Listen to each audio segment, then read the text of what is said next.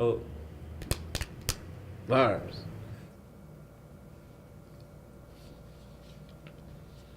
So why did you decide to transfer to Coker?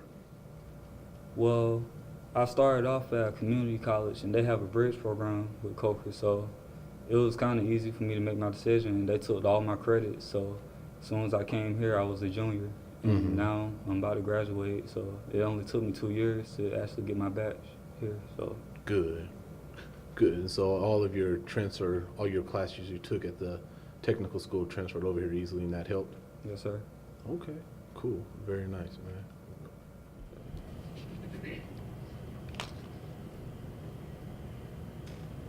So Dr. Couch, how we make this world better? That's a big question. Um, for me personally, when I approach things regarding making the world a better place, I suggest not thinking about making the world a better place.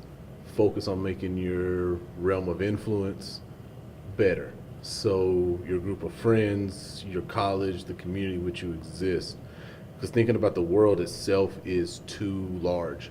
It can be a little overwhelming. And so if all you're thinking about is how can I make my dorm better, how can I make my campus better, how can I make my community better, that's a lot more manageable than thinking about making the world better. So for me personally, when I consider this myself, what I think about is what can I do for at least one person today that will make their day better. And if we all take that approach in some way, we make our communities better. If everyone's making the community better, it will make the world better eventually. But I like to think about it on a bit smaller scale. Mm. It's a lot more manageable and easier to deal with then. Mm. So how do you see yourself or see your place in the world now? Well, I actually believe with me, where I'm at now, I have a better shot of getting to where I want with my experience here. My resume, I could put a lot of stuff from me being on the track team, from me volunteering here, from me just being up under my peers. Like, I feel really good where I'm at right now. Mm-hmm. And after I graduate, I feel even better with knowing that I have a Coker degree. Yeah, very cool, man. Very cool.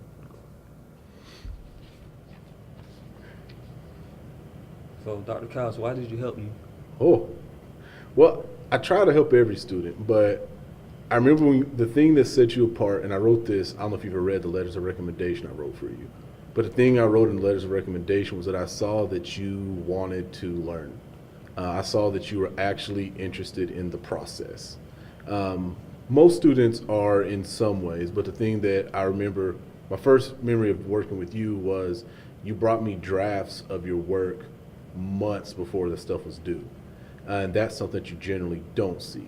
And so what that said to me was that you were actually here to learn. You're actually here to work this process of education, learn the materials, and better yourself.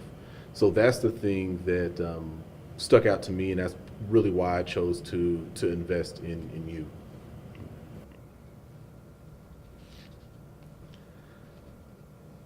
So what's the plan? How are you going to keep the progress going that you've made while you're at Coker? Well, I'm actually preparing myself for grad school. I'm submitting my application right now. I'm looking at USC, I'm looking at Georgetown, and I'm looking at Florida State for my grad school. So I'm preparing myself right now and getting help from professors. Okay. What are you trying to go to graduate school for? I'm gonna get my grad degree in criminology, and I'm gonna also try to do a concentration in psychology. So, Oh, wonderful. So you're going to try to double up with it as you go to the next step. yes, sir. That's good. I mean, you can do it, man. You can do it. You got the potential there to do it. Do you think I'm ready to graduate? I hope so. Uh, yeah, I think you're in good shape. I mean, the couple of years that I've been working with you, I saw growth in every class in the work that you were producing. not just in the work that was being produced, but also in terms of the way that you thought through ideas, thought through concepts, and thought through problems. Um, Very early on, kind of like I was saying a moment ago, when I would look at your writing, I saw that the ideas were there, that the potential was there, um, but it was still a little rough around the edges. The last things that I saw from you back in the spring, I could see that you were honing your craft a bit more, that your writing was becoming stronger, that the ways that you were thinking about various ideas and concepts and problems was becoming a lot deeper and a lot more nuanced. And to me, that's really my goal for anyone that graduates. My goal is not for you to walk out of here being a sociologist. Really, what I'm interested from an undergraduate before they leave here is that they be able to think critically about the material, think deeply about it, and really try to work through the issues rather than settling for simplistic answers. So, from everything I've taught you, what's the main thing you're going to remember? Work hard, I would say. You definitely pushed us to dig deep and think.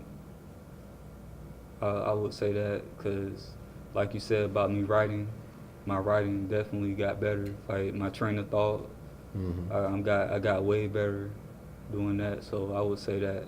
Yeah. One thing I always remember about you, I laugh about it, I saw it the other day, was when you were taking race, racism, and American law with me and women, gender, and crime, and you went on the chalkboard and drew that picture of all my classes beating you down because I was making you write so much.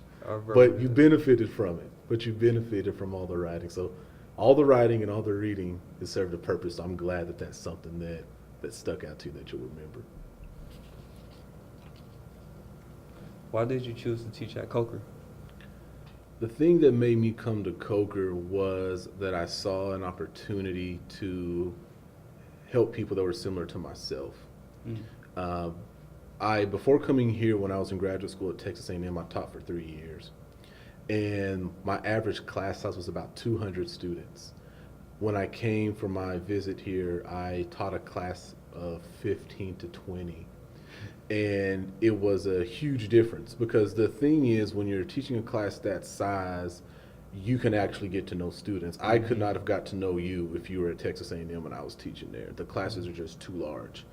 I can't remember any of the students I taught while I was there. There was just too many people. Whereas at a place like Coker, I actually had the opportunity to get to know students a lot more. And as you're going through your late teens to your early 20s, those are really important years in life, generally speaking. And what I saw was the opportunity at Coker to help people who were like me. I was the first person in my family to go to college. I really had a lot of questions about college when I got here. As I got to the end, I didn't even know graduate school was a thing until I submitted my applications. And so I saw that here. I saw that there were people who wanted help. There were people who wanted to learn.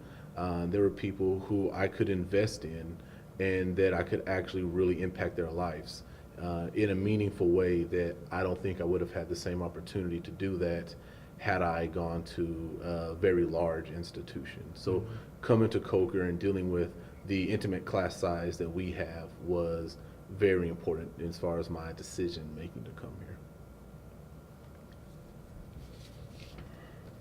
So you're gonna stay in touch, right? Oh yeah, I'm definitely staying in touch. You know I'm staying in touch with you, Dr. Couch. Good. You got me on Facebook. You got my email, so you can definitely stay in touch. I hope so. And as I tell you all the time, if I can do anything to help you after you leave here, just let me know. Yes, sir. What advice would you give me now? Enjoy your life. Don't become so eager to move on to the next phase. The next phase will always come. That's just the nature of life.